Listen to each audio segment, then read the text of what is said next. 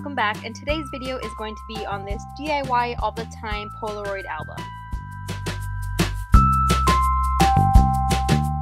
Let's begin. So you're first going to need a poster, and this is more cardstock like than it is a cardboard or styrofoam. It just needs to be floppy, very easy to bend.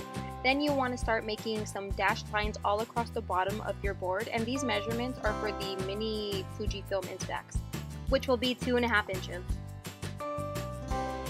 So once you have made all your dashed lines, you just want to take that same ruler and connect them all together and grab a blade to cut all along the line.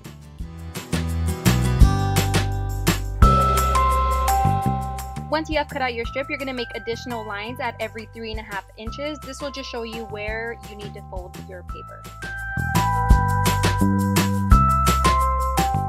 Before actually folding the strip, I found it the easiest way and actually the cleanest way to get a nice fold is to go back and score each of those lines.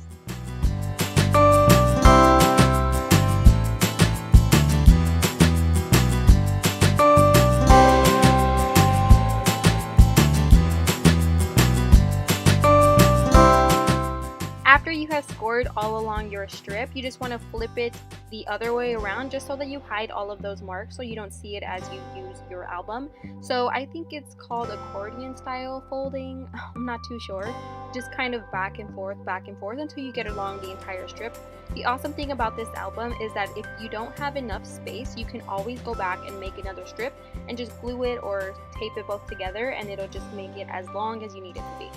So after you have finished folding it, there may be a little bit of an excess depending how long your poster board was, but all you want to do is just cut off the excess.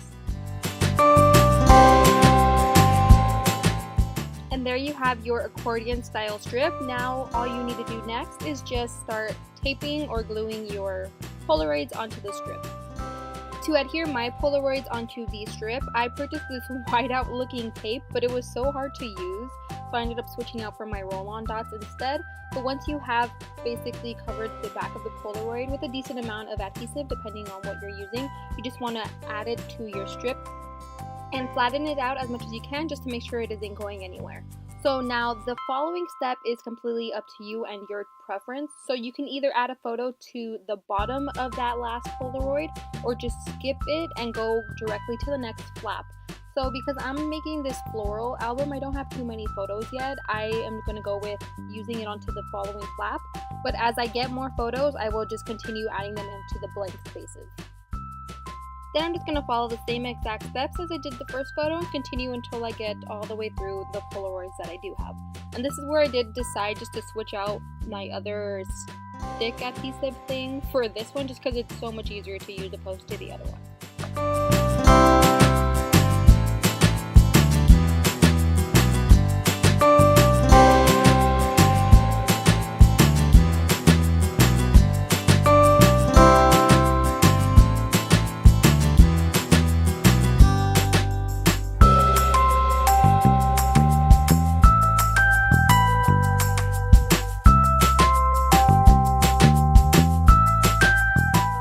Lastly, you want to get some washi tape. This is just to create a little tab so it's easier to pull the photos out of the little box.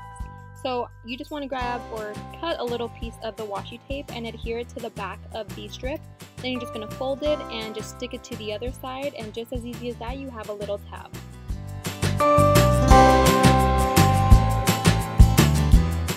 And just like that, you have your DIY all the time Polaroid album box. Alright everyone, well thank you for watching and please subscribe.